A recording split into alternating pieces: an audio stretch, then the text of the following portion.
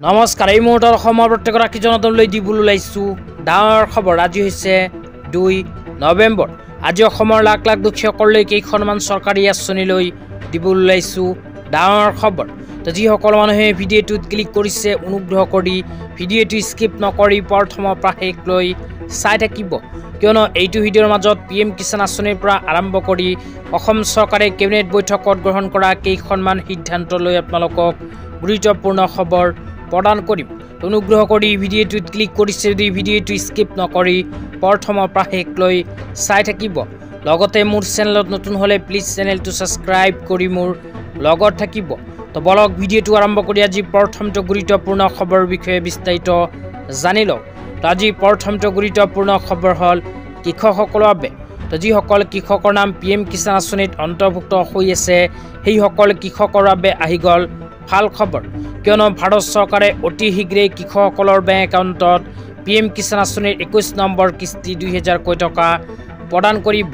তো যিসকল কৃষকৰ নাম PM কিষাণ আঁচনিত অন্তৰ্ভুক্ত হৈ আছে সেইসকল কৃষকৰ বেংক একাউণ্টত PM কিষাণ আঁচনিৰ 21 নম্বৰ কিস্তি 2000 কোটি টকা চলিত নৱেম্বৰ মাহতে সোমোৱাৰ সম্ভাৱনা আছে, কিয়নো কেইখনমান নিউজ পৰ্টেলৰ ফালৰ পৰা প্ৰদান কৰা আপডেট অনুযায়ী PM কিষাণ আঁচনিৰ হিতাধিকাৰীসকলে নৱেম্বৰ মাহৰ ভিতৰতেই PM কিষাণ আঁচনিৰ 21 নম্বৰ কিস্তি 2000 কোটি টকা লাভ কৰিব বুলি উল্লেখ কৰিছে।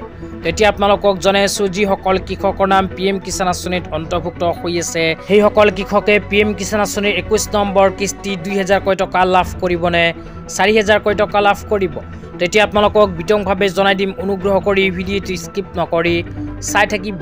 তো প্ৰথমে আপোনালোকক জনাই দিছোঁ কোনবোৰ কৃষকে PM কিষাণ আঁচনিৰ 21 নম্বৰ কিস্তিৰ সময় 4000 কোটি টকা লাভ কৰিব।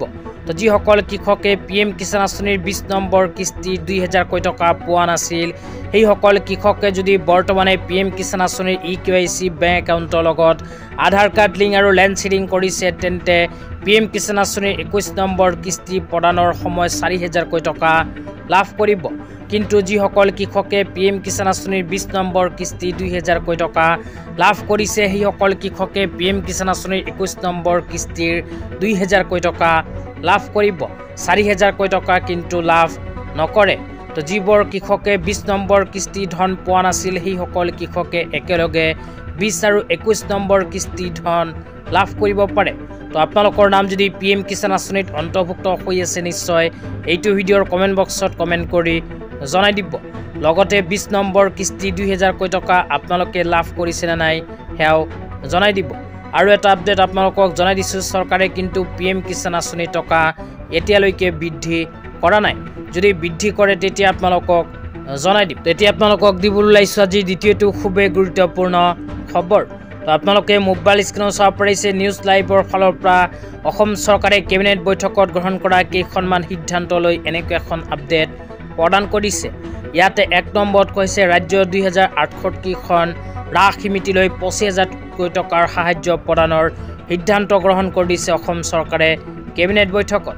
তাৰপিছত 2 নম্বৰত কৈছে মাজুলীত 67খন ৰাস সমিতিলৈ 50000 টকাকৈ সাহায্য প্ৰদানৰ সিদ্ধান্তও অসম চৰকাৰে নতুনকৈ কেবিনেট বৈঠকত গ্ৰহণ কৰিছে।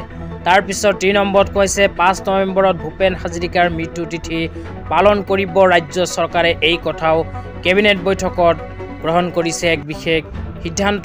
তাৰপিছত 4 নম্বৰত কৈছে প্ৰতিখন জিলা সদৰতে 5000 লোকে পৰিৱেশন কৰিব মানুহে মানুহৰ বাবে। ইয়াৰ লগতে একেবাৰে শেষত কৈছে সংবাদ মেল যোগে মুখ্যমন্ত্ৰী ডক্টৰ হিমন্ত বিশ্ব শৰ্মা ডাঙৰীয়াই এই কথা ঘোষণা কৰে। তো আজি ইমানেই, ভিডিঅ'টো চাই কেনে পালে নিশ্চয় কমেণ্ট কৰি